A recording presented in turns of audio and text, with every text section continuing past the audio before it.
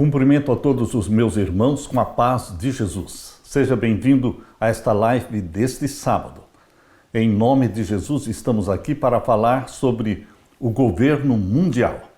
Antes de começar, vamos orar. Pai querido que estás nos céus, aqui eu me uno com os meus irmãos, nesta manhã de sábado, buscando a tua bênção, buscando o derramamento do Espírito Santo sobre mim e sobre os meus irmãos. Abre a nossa mente para a compreensão da tua profecia. Dá-nos a tua bênção, a bênção do Espírito Santo, em nome de Jesus. Amém, Senhor. Meu querido irmão, minha querida irmã, um feliz sábado para todos vocês. Aqui estamos para mais uma live.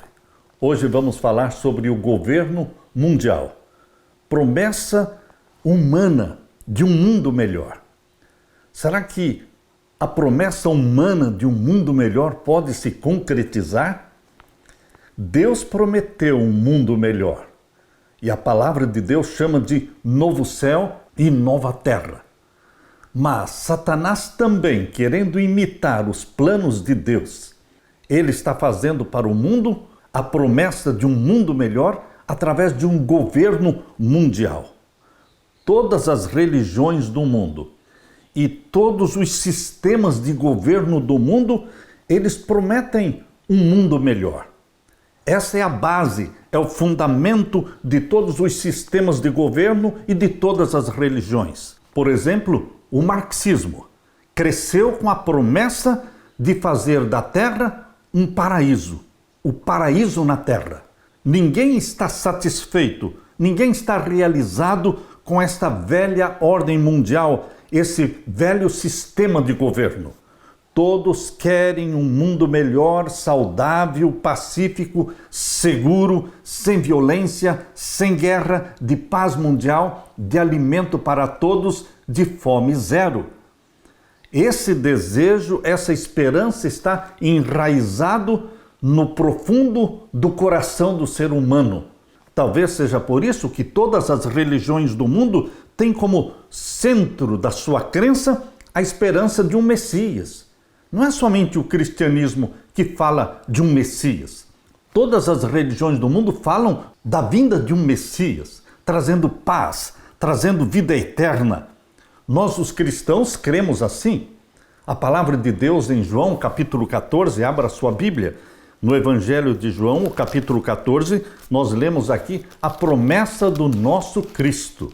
O Cristo do cristianismo. Ele, antes de subir para o céu, ele deu esta promessa. João 14, 1-3. Não se turbe o vosso coração. Crede em Deus, crede também em mim. Na casa do meu Pai há muitas moradas. Se não fosse assim, eu vou-lhe teria dito, vou preparar-vos lugar.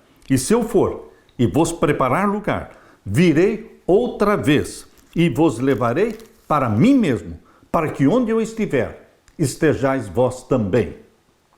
A nossa crença como cristãos, nós estamos fundamentados numa promessa que saiu da boca de Jesus.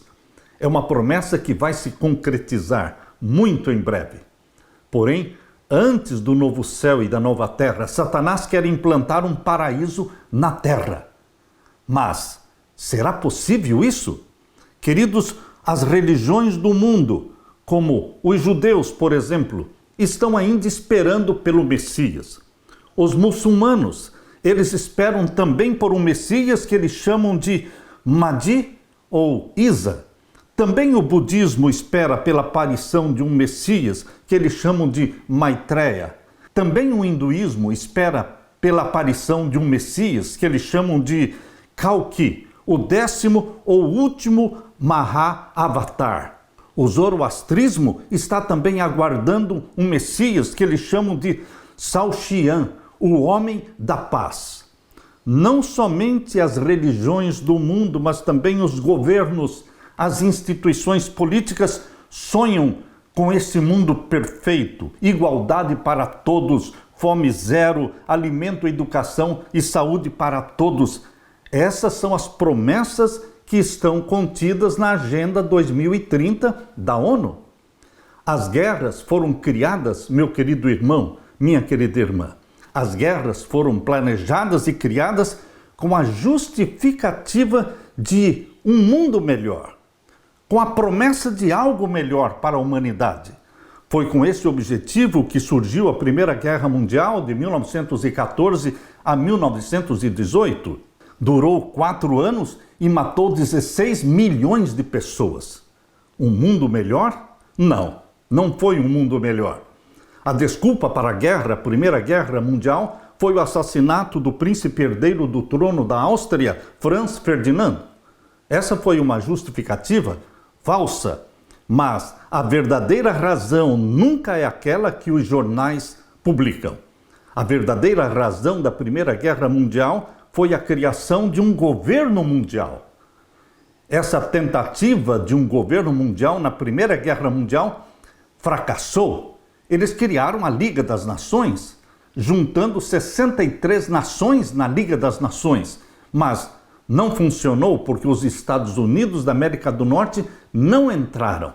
O presidente de então, Woodrow Wilson, não conseguiu convencer o Congresso americano para entrar para a Liga das Nações. Ela foi fundada no dia 10 de janeiro de 1920, mas não cumpriu com o seu propósito. E então eles tiveram que criar uma Segunda Guerra Mundial.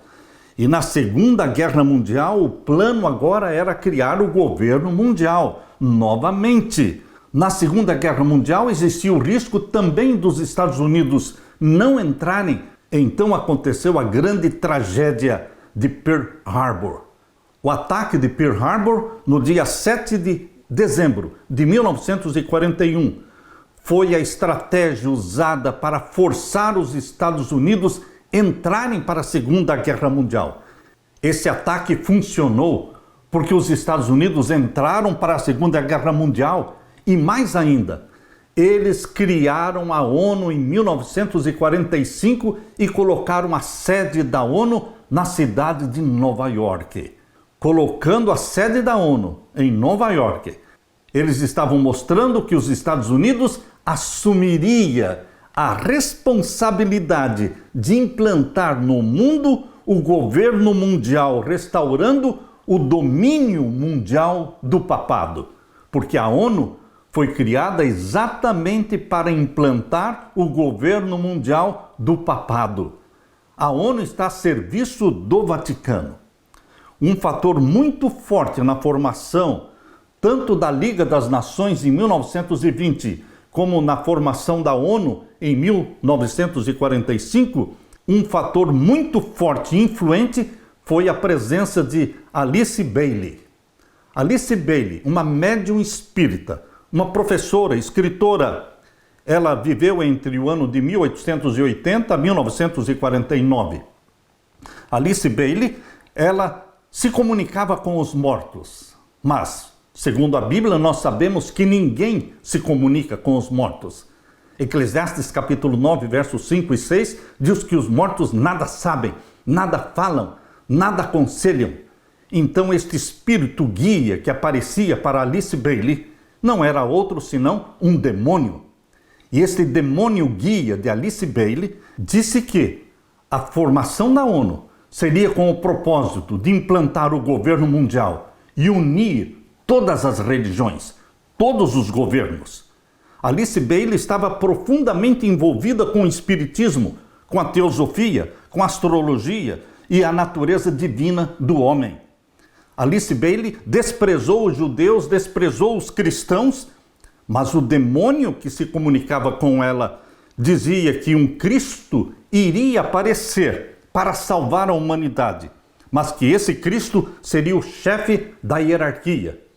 O chefe da hierarquia, ou seja, Satanás, obviamente, para a chegada desse falso Cristo, não poderia haver qualquer divisão entre a Igreja Universal, as lojas maçônicas e os círculos esotéricos das sociedades secretas.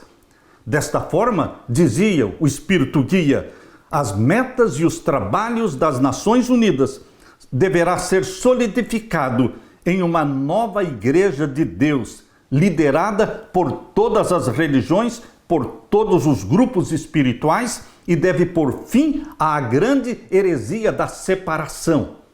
Ou seja, o espírito guia de Alice Bailey estava pregando o ecumenismo, falando de um ecumenismo para unir todas as religiões e todos os governos. Foi com esse propósito que foi criada a Organização das Nações Unidas, a ONU, em 1945. Mas a ONU tem suas raízes no espiritualismo. Existe na ONU a sala conhecida como sala de meditação, a sala do silêncio. No centro da sala do silêncio foi colocado um bloco retangular de 6,5 toneladas de ferro polido na parte superior e iluminado por cima por um único holofote. Isto representa a reunião da luz, do céu e da terra. É o altar ao Deus de todos. Queridos, a ONU é uma instituição espiritualista a serviço do Vaticano. Essa sala é em forma de trapézio para aumentar as manifestações demoníacas. A ONU não é somente um governo mundial, mas um governo mundial espiritual, sob a liderança do Papa de Roma. Com o sucesso da ONU, criada em 1945, criaram também o Estado de Israel em 1948, passo inicial para colocar em Jerusalém o trono do anticristo. É assim que a profecia fala em Daniel capítulo 11 e o verso 45, que o rei do norte, o papado, aqui diz: e armará as tendas do seu palácio entre o mar grande e o monte santo e glorioso, mas virá o seu fim e não haverá quem o socorra. Queridos, conforme a profecia, o papado realmente colocará as tendas do seu palácio, colocará o seu trono em Jerusalém. John Kerry, secretário do Estado americano em 2013, em visita a Jerusalém, sugeriu o plano de colocar Jerusalém sob a administração do Vaticano. A Bíblia diz que Jesus Cristo terá o seu trono na Nova Jerusalém. E essa cidade descerá do céu, exatamente como Apocalipse capítulo 21 nos descreve. E a Nova Jerusalém descerá em cima do mesmo lugar onde está a velha Jerusalém. É ali que o Monte das Oliveiras vai se dividir em dois, vai se tornar ali uma grande planície, como afirma o profeta Zacarias no capítulo 14 e os versos 3 em diante. Queridos, assim como o trono de Jesus Cristo será colocado na Nova Jerusalém, ali no mesmo lugar onde está a velha Jerusalém, Satanás também quer colocar o seu trono, o trono do anticristo, em Jerusalém, cumprindo a profecia de Daniel 11, 45. O capítulo 13 de Apocalipse, querido irmão, querida irmã, apresenta o cenário mundial no tempo do fim. Um cenário político-religioso que envolve duas grandes potências. Apocalipse 13, versos 1 até o verso 8, mostra a besta que subiu do mar, o maior poder religioso do mundo. Mas, segundo a própria profecia de Apocalipse 13, o verso 3, este que é o maior poder religioso do mundo, sofreria uma ferida mortal. E esta ferida mortal aconteceu no dia 10 de fevereiro de 1798, conforme diz aqui em Apocalipse 13, verso 3. E vi uma das suas cabeças como ferida de morte, mas a sua chaga mortal foi curada.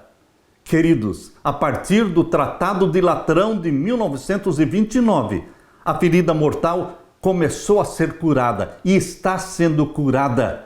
O Tratado de Latrão colocou o Vaticano como sendo um Estado, elevou o Vaticano como sendo um Estado e elevou o Papa numa posição de rei de Roma. Assim como Apocalipse 13, 1 a 8 mostra o maior poder religioso do mundo, Também Apocalipse 13, versos 11 até o verso 18, mostra a maior potência militar do mundo, os Estados Unidos da América do Norte, representados aqui em Apocalipse 13, 11, pela besta que subiu da terra, que parecia um cordeiro, mas que falava como dragão. Em 1798, quando a besta que subiu do mar estava sendo ferida de morte, neste mesmo ano de 1798, a França reconheceu os Estados Unidos como nação. Então, os Estados Unidos foram reconhecidos como nação em 1798 e cresceu como a maior nação do mundo hoje, o maior poder militar do mundo. Nenhum país do mundo recebe tanto dinheiro sem nenhuma cobrança, sem nenhuma exigência, como os Estados Unidos da América do Norte. Queridos, o Federal Reserve Bank, o Banco Central Americano, despeja milhões, bilhões e trilhões de dólares para o sustento do governo americano. Hoje a dívida do governo americano ultrapassa 34 trilhões de dólares. Uma dívida impagável que o próprio credor, o Federal Reserve Bank, não está preocupado em receber todo este dinheiro. Eles querem somente controlar o governo. Eles querem dominar os Estados Unidos da América do Norte, para que, dominando este país, consigam também dominar o mundo inteiro. Conforme a profecia de Apocalipse 13, verso 12, os Estados Unidos têm a responsabilidade de exaltar diante do mundo o papado e colocar o mundo todo sob o domínio e a tutela do poder papal. Leia comigo Apocalipse 13, verso 12. E exerce todo o poder da primeira besta, os Estados Unidos da América do Norte. Exerce todo o poder da primeira besta na sua presença e faz que a terra e os que nela habitam adorem a primeira besta. Os Estados Unidos fará com que o mundo todo adore a primeira besta, ou seja, o poder papal. Se submeta, obedeça. Por isso, meu querido irmão, minha querida irmã, podemos esperar que a Sunday Law, a lei dominical, o decreto dominical, será aprovado a partir dos Estados Unidos, espalhando-se para o mundo todo.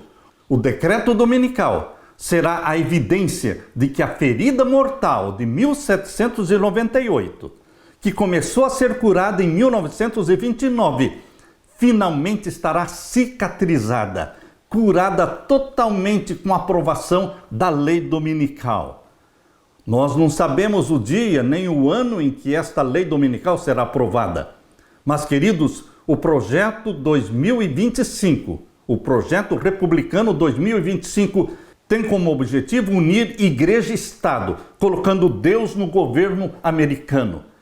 E tudo indica que a lei dominical virá através deste projeto. É interessante observar que em 1940, o Fundo Carnegie para a Paz Internacional publicou um livro sobre a nova ordem mundial.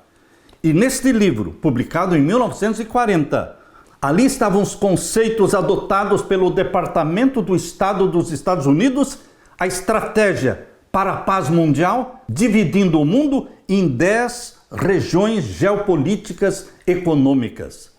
Um cartógrafo lá da Pensilvânia, chamado Maurice Gomberg, desenhou para o Departamento do Estado americano um mapa pós-guerra. Um mapa onde dividia o mundo em 10 regiões, e esse mapa foi publicado no dia 25 de fevereiro de 1942.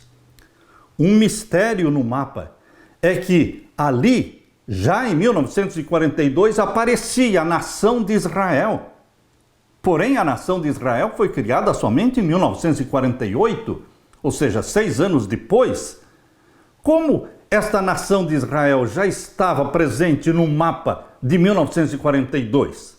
Queridos, tudo foi planejado. A Segunda Guerra Mundial foi planejada para criar um governo mundial, a ONU, e também a criação do Estado de Israel, para que em Jerusalém o anticristo pudesse colocar o seu trono, cumprindo a profecia de Daniel 11:45.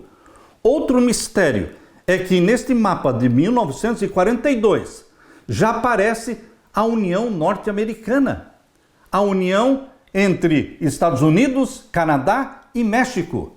Já aparece ali como sendo a supernação americana, que só foi votada pelo Congresso americano em 1993, no governo de Bill Clinton. Como tudo isso aconteceu?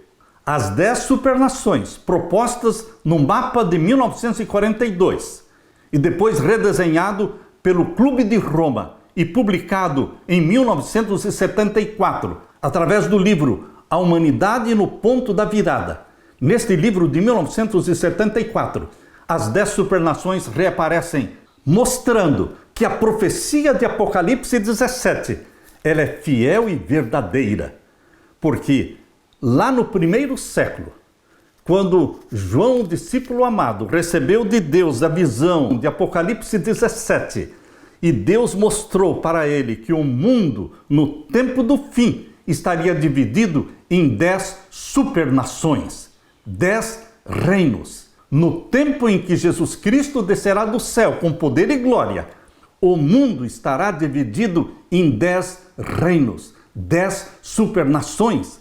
Exatamente como Daniel 2,44 menciona sobre os 10 dedos da estátua de Daniel 2, quando a pedra descer do céu e atingir a estátua nos pés, atingirá os 10 dedos da estátua.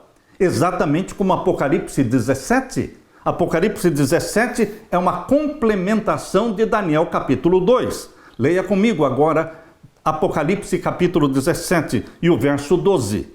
E os 10 chifres que viste são 10 reis, que ainda não receberam um reino, mas receberão poder como reis por 1 hora, juntamente com a besta. 10 reis que ainda não receberam um reino. Serão 10 reinos modernos, agora no tempo do fim. E o verso 13 diz: estes 10 reis têm o mesmo intento e entregarão o seu poder e autoridade à besta. O poder papal receberá o poder e autoridade dos 10 líderes mundiais para reinar sobre tudo e sobre todos em sua última supremacia papal. A última supremacia papal, meu querido irmão, minha querida irmã, não será longa. Ela será curta, de apenas 3 anos e meio. Quem disse isso? Apocalipse capítulo 13, verso 5. Fala que quando a ferida mortal for curada, o papado terá 42 meses de supremacia papal no tempo do fim. Apocalipse 13, verso 5. E foi-lhe dado uma boca para proferir grandes coisas e blasfêmias. Quando? Quando se cumprir a cura da ferida mortal mencionada no verso 3 e no verso 4.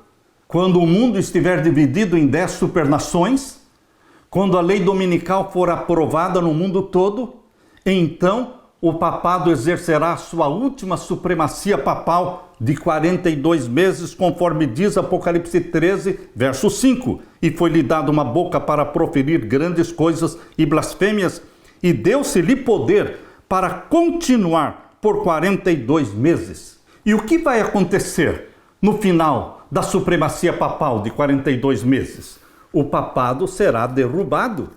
Assim como o papado foi derrubado no final dos 1260 anos, no dia 10 de fevereiro de 1798, ele recebeu uma ferida mortal, mas ele se recuperou, e agora, quando chegar o final da última supremacia papal de 42 meses, ele sofrerá outra ferida mortal definitiva. Não haverá recuperação do poder papal.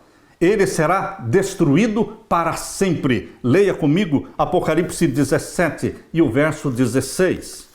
E os 10 chifres que viste na besta são os que aborrecerão a prostituta e a porão desolada e nua, e comerão a sua carne e a queimarão no fogo. Verso 17. Porque Deus tem posto em seus corações que cumpram o seu intento, e tenham uma mesma ideia, e que deem à besta o seu reino, até que se cumpram as palavras de Deus. E a mulher que viste é a grande cidade que reina sobre os reis da terra. É Roma, a grande cidade que reina sobre os reis da terra. E ali está a sede papal, na cidade dos 7 montes. exatamente como Apocalipse 17, verso 9 diz. Aqui há sentido. Quem tem sabedoria, as 7 cabeças são 7 montes de Roma, sobre os quais a mulher, ou seja, a igreja de Roma, está assentada. Não tem dúvida, meu querido irmão, que o mundo está sob o poder de Roma. Roma dominava o mundo na primeira vinda de Jesus, e Roma estará dominando o mundo na segunda vinda de Jesus.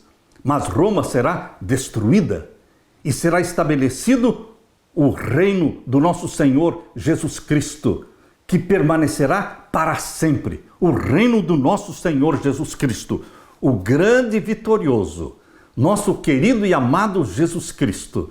Ele vai implantar um reino eterno, onde você e eu viveremos eternamente na presença do nosso Deus, do nosso amado Jesus Cristo. Essa é a promessa que Jesus deixou aqui em Apocalipse 17 e o verso 14. Leia comigo a promessa, Apocalipse 17, verso 14. Estes combaterão contra o Cordeiro, e o Cordeiro os vencerá. Aleluia! Porque ele é o Senhor dos senhores e o Rei dos reis, e vencerão os que estão com ele. Você e eu, nós estamos com o Cordeiro. E aqui diz, vencerão os que estão com ele, chamados eleitos e fiéis. Bendito seja Deus. Meu querido irmão, nós estamos na terra, mas nossos olhos estão no céu. De onde virá o nosso socorro?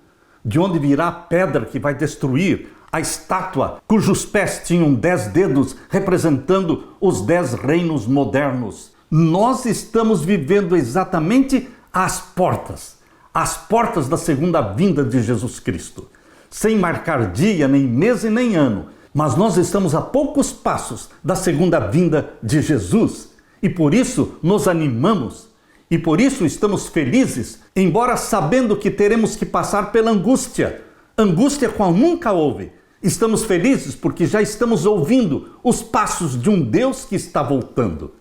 Você está ouvindo os passos de um Deus que está voltando. Aleluia! Bendito seja Deus! Ora vem, Senhor Jesus! Anime-se com esta promessa, anime-se com estas profecias e viva com os olhos no céu, esperando pelo Salvador que virá nos buscar. Aleluia! Deixe-me orar com você. Pai querido que estás nos céus, bendito seja o Senhor, que não deixou os teus filhos nas trevas, na ignorância, mas porque o Senhor, através da profecia, desvendou, abriu a cortina do futuro, mostrando o que vai acontecer nestes últimos dias. E nosso clamor é que o nosso amado Jesus Cristo venha. Volte logo, querido Jesus Cristo, nos buscar. Derrama o teu Santo Espírito sobre mim e os meus irmãos. Batiza-nos com a chuva serôdia do Espírito Santo. E volte logo, Jesus, é o nosso clamor. Em teu nome, Jesus. Amém, Senhor. E amém. Deixo com você, meu querido irmão, minha querida irmã, a paz de Jesus. Amém.